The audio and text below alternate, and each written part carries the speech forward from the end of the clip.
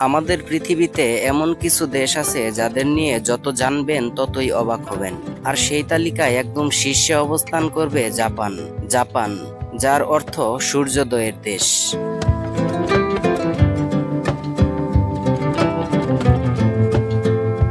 একটা দেশ যেখানে প্রাকৃতিক দুর্যোগ প্রতিনিয়ত হানা দেয়, তবুও তারা থেমে যায় না।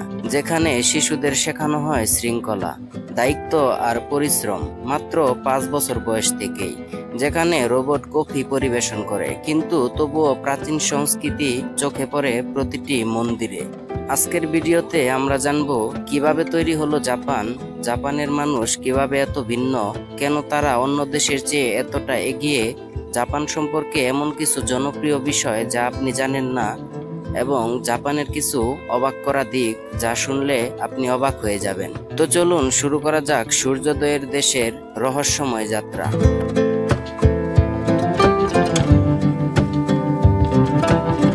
কিভাবে তৈরি হলো জাপান দেশটি? জাপানের ইতিহাস একটা রূপকথার গল্পের মতো, কিন্তু একেবারেই বাস্তব। জাপান শব্দের অর্থ হলো সূর্যোদয়ের উৎস। জাপানের মোট আয়তন হলো 3,77,975 বর্গ কিলোমিটার। এটি একটি দ্বীপরাষ্ট্র যা প্রশান্ত মহাসাগরে অবস্থিত। এটি মূলত 4টি প্রধান দ্বীপ নিয়ে গঠিত: হুনাসু, হোকাইডো, কিউশু ও শিকাকু। তুলনামূলকভাবে বললে জাপান আয়তনে বাংলাদেশের চেয়ে প্রায় 2.5 গুণ বড় এবং যুক্তরাজ্যের চেয়ে কিছুটা বড়। তবে জাপানের বেশিরভাগ অংশ পাহাড়ি, তাই বসবাসযোগ্য ভূমি তুলনামূলকভাবে সীমিত। এবার জেনে নেওয়া যাক জাপান দেশটি তৈরি হলো কিভাবে। জিনমু নামে এক সম্রাটকে ধরা হয় জাপানের প্রথম সম্রাট প্রায় 2600 বছর আগে। তখন জাপান দেশটি জাপান নামে পরিচিত ছিল না। এরপর অনেক বছর ধরে জাপানে চীন আর কোরিয়ার প্রভাব পড়ে। তারা বৌদ্ধ ধর্ম গ্রহণ করে এবং ধীরে ধীরে নিজেদের ভাষা আর সংস্কৃতি গড়ে তোলে। 12 শতকের দিকে জাপানে সামুরাই আর শোগুনদের সময় শুরু হয়। এরা ছিল এক ধরনের যোদ্ধা আর দেশের শাসক, যারা রাজাদের বদলে নতুন রাজা তৈরি করত। সবচেয়ে বড় পরিবর্তন আসে 1868 সালে, যেটা মেইজি পুনরুদ্ধার নামে পরিচিত ছিল। তখন জাপান দেশটি পশ্চিমা দেশগুলোকে অনুসরণ করে দ্রুত এগিয়ে চলতে শুরু করে। কিন্তু এরপর আসে এক ভয়ানক সময়। 1945 সালে দ্বিতীয় বিশ্বযুদ্ধের সময় যুক্তরাজ্য হিরোশিমা ও নাগাসাকিতে পারমাণবিক বোমা ফেলে, আর সেই ধ্বংস জাপানের ইতিহাসে এক কালো অধ্যায় হয়ে যায়। 1945 সালের পারমাণবিক বোমার ধ্বংসযজ্ঞের পর জাপান সম্পূর্ণভাবে বিপর্যস্ত হয়ে পড়ে। তবে আশ্চর্যের বিষয় হলো মাত্র 20 বছরের মধ্যেই, অর্থাৎ 1960-এর দশকে, জাপান আবার ঘুরে দাঁড়ায় এবং বিশ্ব অর্থনীতিতে নিজের জায়গা তৈরি করে। বিশেষ করে 1964 সালে টোকিও অলিম্পিক ছিল তাদের ঘুরে দাঁড়ানোর জন্য প্রধান কারণ। এই সময় থেকে জাপান দ্রুত উন্নত শুরু করে, প্রযুক্তি রপ্তানি নির্ভর অর্থনীতির দিকে এগিয়ে যায় এবং 1980-র দশকে জাপান বিশ্বের দ্বিতীয় বৃহত্তম অর্থনীতির দেশ হয়ে ওঠে।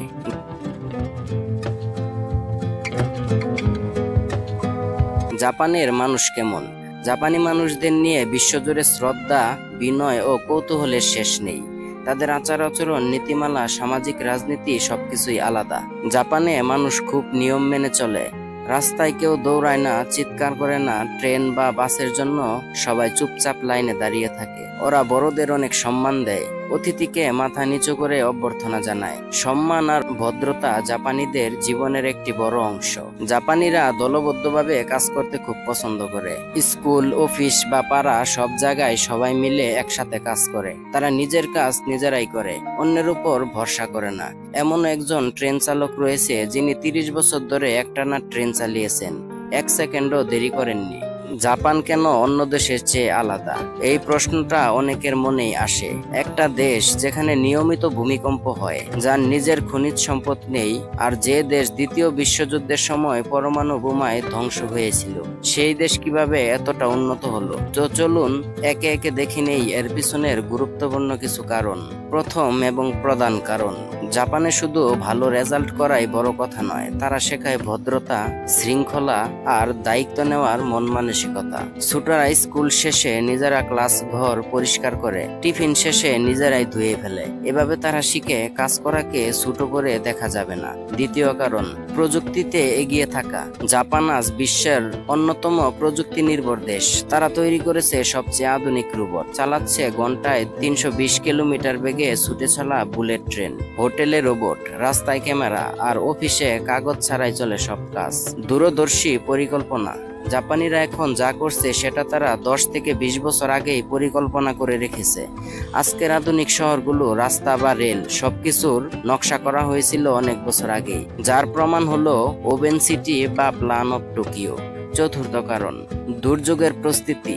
যেহেতু জাপানে প্রায় সময় ভূমিকম্প হয়, তাই প্রতিটি বাড়িতে থাকে ভূমিকম্প প্রস্তুতি কিট। শিশুদের স্কুলে বছরে 2 বার করানো হয় ভূমিকম্প অনুশীলন, যাতে বিপদের সময় সবাই জানে কিভাবে নিজেকে বাঁচাতে হবে।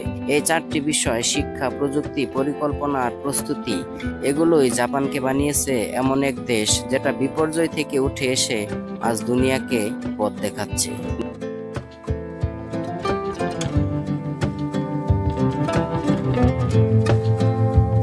জাপানের জনপ্রিয় কিছু বিষয় যা অনেকেরই অজানা।